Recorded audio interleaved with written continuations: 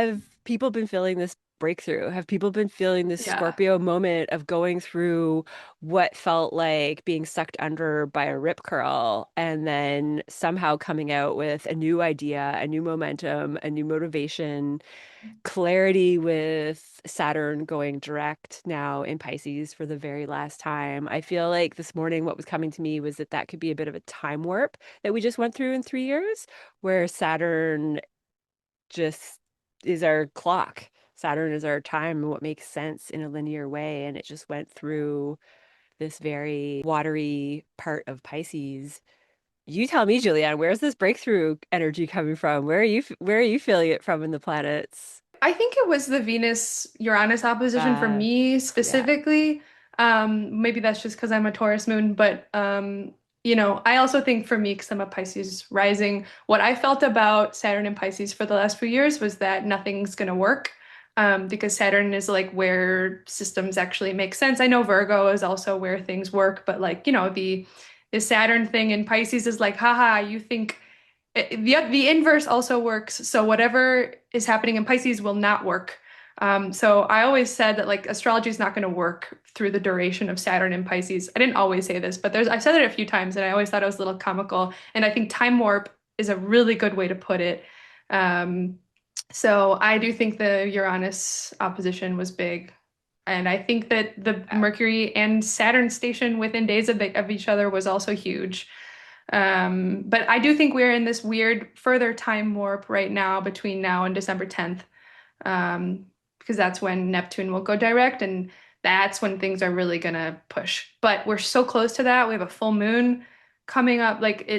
We're in such a weird, but I'm already over the hump, you know? Like, do you think you're over? I feel like I just got over the hump probably Yeah. just even last night. So we're Yeah, recording same. this Wednesday. Same. It's Wednesday, Same. December 3rd in my world, Tuesday, December 2nd in your world, and whatever happened last night was this weird, Yeah. like I got sick with gluten exposure and I'm celiac.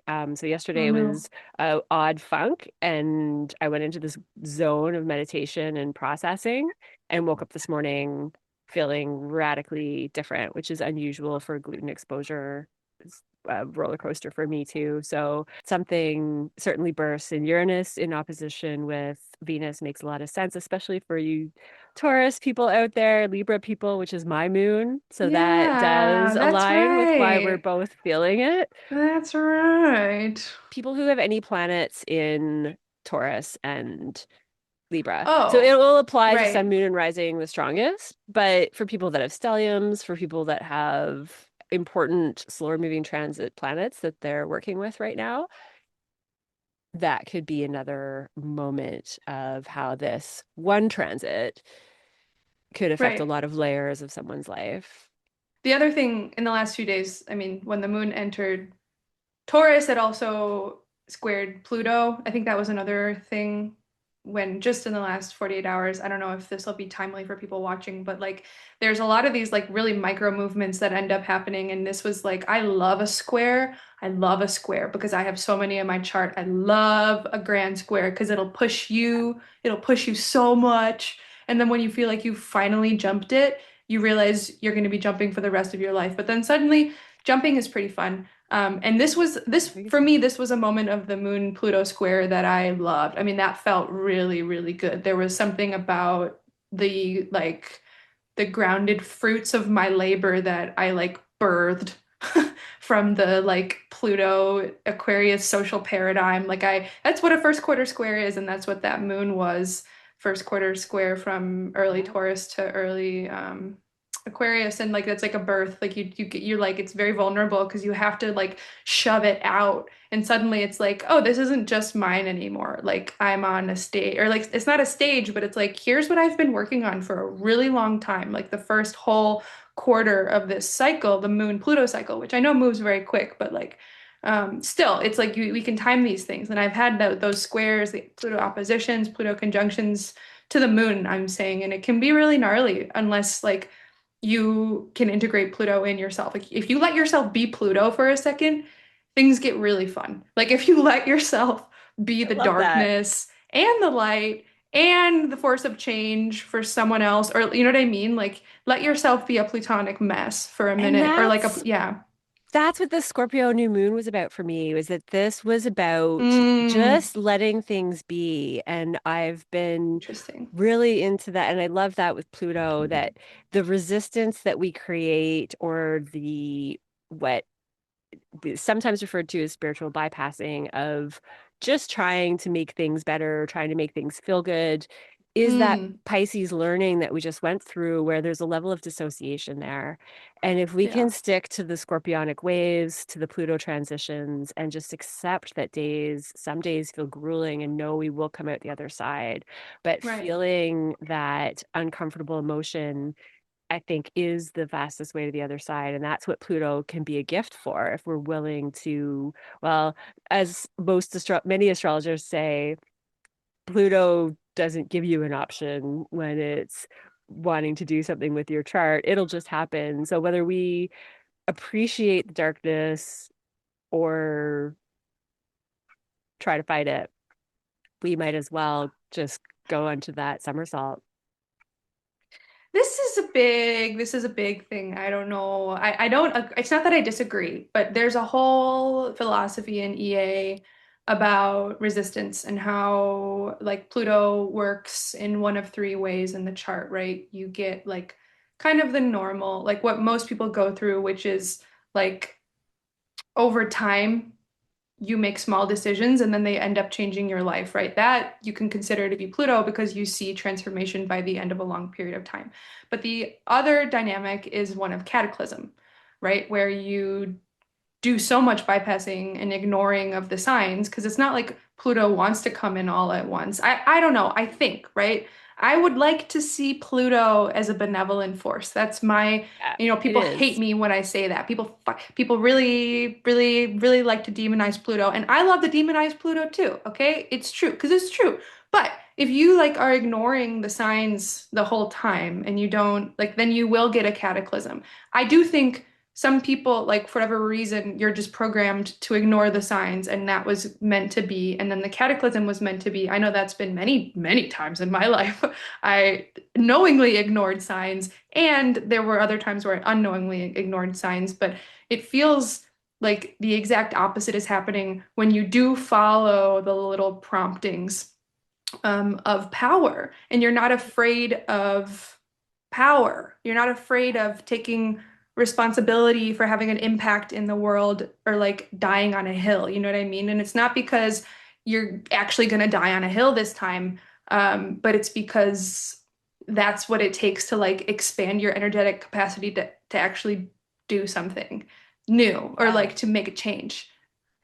Definitely. And in my experience, it's the awareness, like that's the mastery, is ignoring the signs and following the signs, and knowing in hindsight, oh, that was that feeling I should have followed. That was that direction I should have gone in. And that there's an exercise around, at least for me, it's been the times that I didn't listen to myself and I analyzed what happened afterwards, or Hmm. maybe I didn't listen to myself and something that was supposed to happen happened anyway.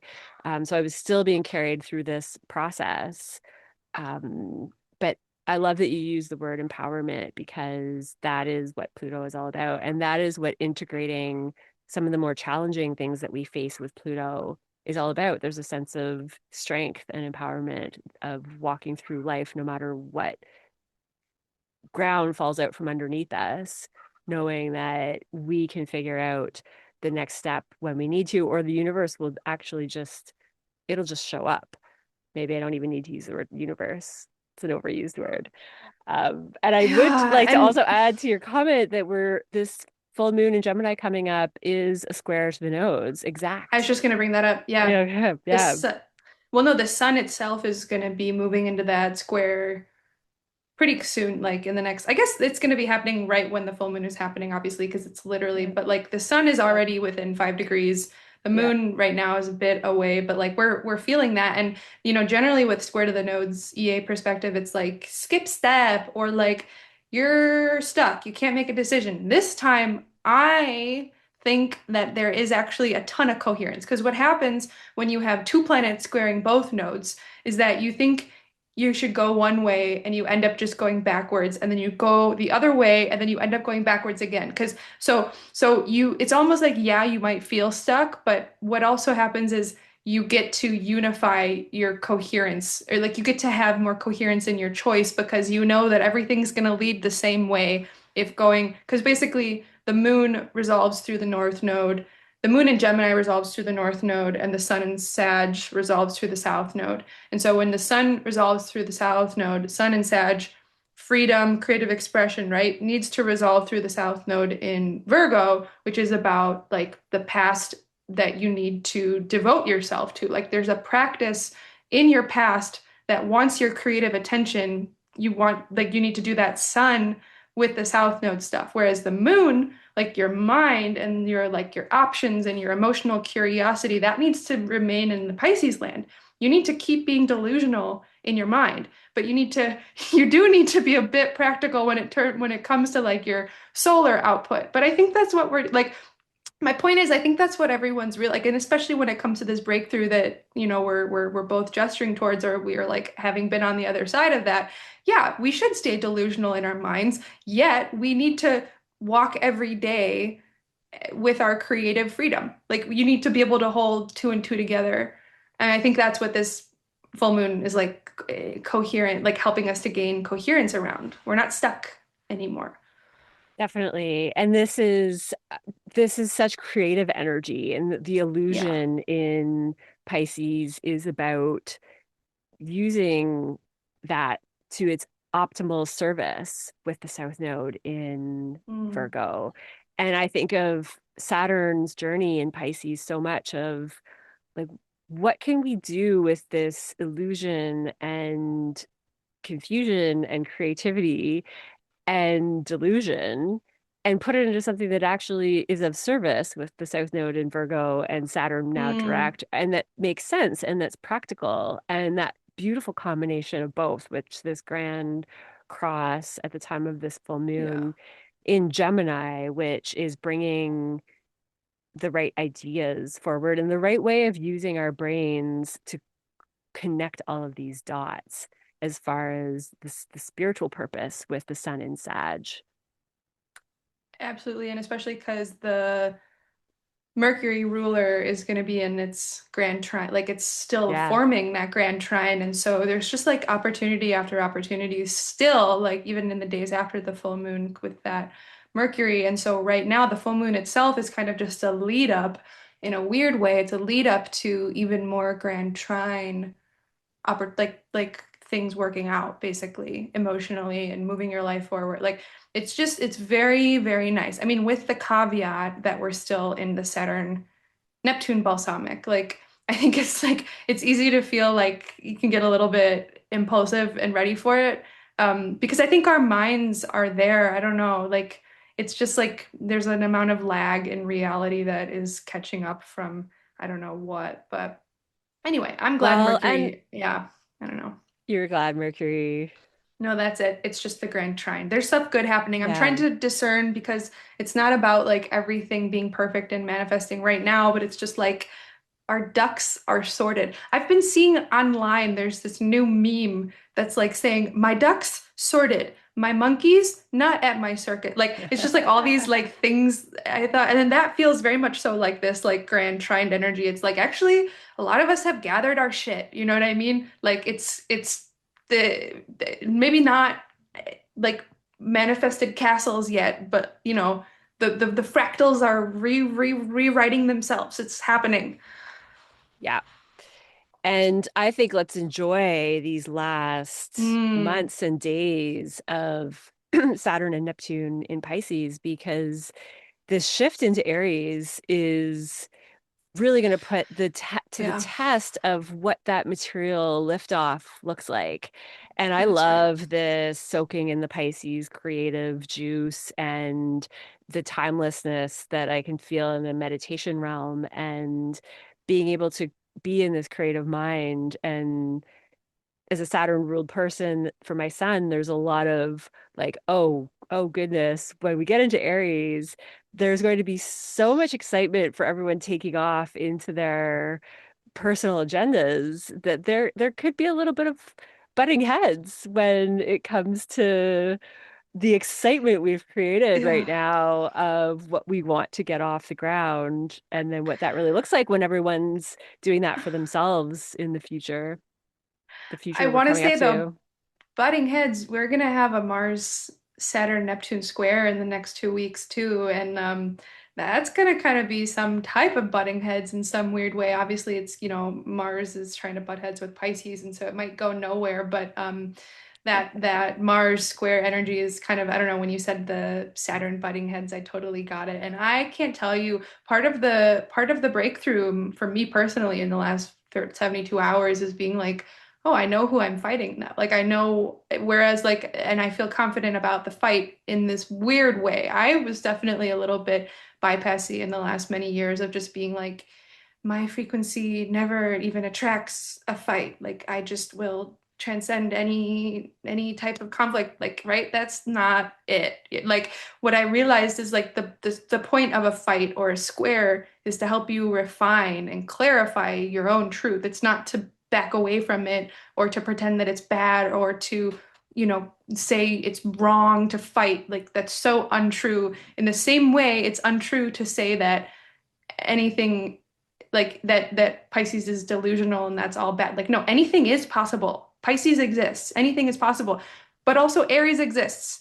Having one direction and taking action and fighting is possible and it's just as equal morally to everything. Like there's nothing, we really cannot discriminate. And so anyway, I just wanted to say I'm ready for a fight. I mean, I am a natal Saturn in Aries, so you're a natal Saturn in Libra, so but it's fun It's because that's like I don't know. I don't know. But my Mars is in Capricorn, and it That's sturdy as hell. I Just mean, got that's sturdy. Plutonified. So there's this That's right. emergence there after being That's right. Plutonified, that there is a healthy empowerment when we all feel comfortable being different, expressing different opinions, and going into this Mars like war. If this is exaggerated terms, but it's more about the allowance that we have to fight for what we believe in, and other people do too. And it doesn't mean it has to be a Mm, full-blown war, but it's mm-mm. about really standing up for what matters to us and allowing each person to do that. And then Yeah. there's autonomy that is emerging with Saturn and Neptune and Aries, where we're giving this space for for ourselves to have that and for other people to have that. And I think a different way of approaching, rather than taking things personally every time someone has a different way of viewing things or trying to convert someone else. Right. Sometimes that's necessary as a protection mechanism, but I think there's going to be a different way forward with Mars energy, with Yang It's energy. choice, right? And it's Yeah. like, what's the energy that's moving through us right now? Not the energy that we're going to need to defend in 20 years, this one action we took right now, but like, are we being authentic to our preferences in this moment? And like, this is where like I think about my Mars and Gemini. I'm just like, I'm not going to stick a sword in you, but I will talk. Like, I will make my opinion known when I'm feeling strong enough to do so. But that means also like I've needed to cultivate a strength of my own mind to be able to see the words that someone else is saying to me as not a sword. Like they're not going to Yeah, kill me through their words. exactly. Whereas like someone with Mars and Aries, maybe they should go like learn fencing. You know what I mean? Like there is something to, or sword fighting. Like I followed this person on Instagram who's like her whole thing is twirling swords around or like really using swords, and I was that like I really, this is my Aries stuff, but it's through Gemini. Like that's why Mars will be an important player over the next 3 years at least, not Yes. if not more, And so people that's got to one of look the at their Mars. exactly. That's what I've been prepping for the 2026 That's calendars, cool. is that follow Mars more than we ever have, as Yeah. far as what Yeah. aspects Mars is making and which sign it's in is really going to condition so much of our lives more than it ever has before, with Right. this really important, I think really important Saturn Neptune kickoff in Aries. I think in 20 27 will have a Mars retrograde too. I don't think Yeah. we have one next year, but No, in not 27 next we year, have which Mars is retrograde. great, which is Yeah, that's great. wonderful for, I just want to put out too, and one of the things that I'm promoting with my channel is a business coaching Cool. opportunity with astrology. So watch for that. It'll be released in one of my upcoming videos, probably Saturn in Aries. And this is a year where if people have been thinking about businesses, thinking about going off on their own for Mm, whatever work they want to do, it's a big cleanup year, but it's also a really good year to build that momentum without a Mars retrograde and with these new planets in it's a really good Aries. point. We also are going to have Mars in Aries with Saturn in Aries. Like it's like Mars is going to be transiting through Yeah. Aries. I mean, I know because my Saturn return, Saturn in Aries, Mars is going to be with Saturn in Aries, and it's just like the ruler of Aries in Aries. Like I just there's that's going to be in That April. about There's six just months. Yeah. April. Yeah. yeah. Yeah, and it's not even like it's all happening and it's the bit it's like that's the thing with Aries, it just happens. There's like it's awesome to like that's why like a sports person needs a coach because it's like you're gonna just be kicking the ball anyway. So it's like might as well figure out the best strategy to use the energy that's literally ripping through you because That that's is what's such a gonna good be. analogy Although, for Saturn and yeah. Aries, the coach of The the coach, well, that's what it athlete. is like a sports Yeah. coach. But I Yeah. will also say, though, that like Saturn in Aries is incredibly repressive of that impulse as well. Yeah. Like me being a Saturnatal, Saturn in Aries, like, wow, like I'm excited Oh, to be 29, 30, big time because I feel like I've gotten over a lot of my, and I don't even know if it was insecurity, but it's just like the feeling of it's like it's not time yet. It's like it's Saturn can be that no thing, even though it doesn't have to be. It can be this like no blocking force until there is an amount of readiness. And so, but maybe it won't be a block. It's like a pressure stopper for the pressure to build up so that when it does move away, it can all just kind of like, it's I don't know. So yeah, that no, I comes think to it's going mind to be too. the beginning stages of getting all of this creative energy that we have been building in with Saturn in Pisces for 3 years. And there's so much excitement in Aries, but there's also that toddler energy where it's trial and error. We're going to be stepping into something and then realizing, oh, that's not the right foundation, that's not the right direction, and then going in a different direction. And when Saturn moves into Taurus, then we'll have more of that fixed sign momentum to follow Mm, it through. So be prepared for that. The first 3 years, especially the beginning, could be more setbacks, but healthy ones, like very healthy Saturn interesting. coming in and being like, maybe try something slightly different. And then Yeah, recalibrating. So, kind of like a Mercury retrograde, not to get too frustrated with that process, right. but yet see it as that helpful grandfather helping the toddler take its first steps. That's very sweet. The maybe the last I don't know last thing the Jupiter is going to go into Leo in the summer.